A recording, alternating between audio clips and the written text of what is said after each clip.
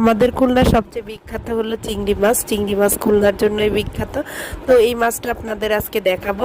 নারকেলের দুধ দিয়ে রান্না করলে এটা হয়ে যায় চিংড়ি মাছের মালাইকারি। তো আজকে আপনাদের সেটাই দেখাবো। খুলনায় যেমন এই চিংড়ি মাছটা অ্যাভেলেবেল, তেমন নারকেলও কিন্তু অ্যাভেলেবেল থাকে। ছোটোবেলায় চিংড়ি মাছ এত পছন্দ করতাম, আর মালাইকারি হলে তো কথাই নেই, 2-3 প্লেট ভাত অনায়াসে খেয়ে ফেলতাম।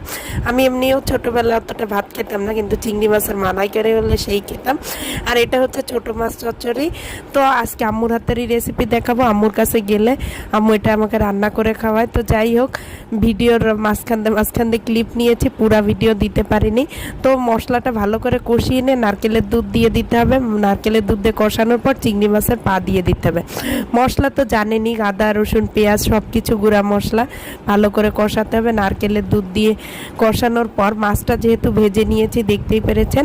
তারপরে হচ্ছে কষানোর পর এই যে নারকেলের দুধটা দিয়ে দিতে হবে। পাটাও কষানোর পর নারকেলের দুধ দিয়ে তখন যখন জাল উঠে যাবে তখন ভাজানো চিংড়ি মাছটা দিয়ে দিতে হবে। আম্মু রান্না করছিল, তো মাঝখানে রান্নাঘরে যে আমি ছোট ছোট ক্লিপগুলো নিয়েছে, ভাবলাম আপনাদের সাথে শেয়ার করি। তো অনেকেই হয়তো বা পারেন চিংড়ি মাছের মালাইকারি, নর্মাল মাছ যেভাবে ভুনা করা হয় ঠিক সেভাবে জাস্ট আপনারা এটাকে পানি না দিয়ে নারকেলের দুধ দিয়ে রান্না করবেন পুরা মাছটাই।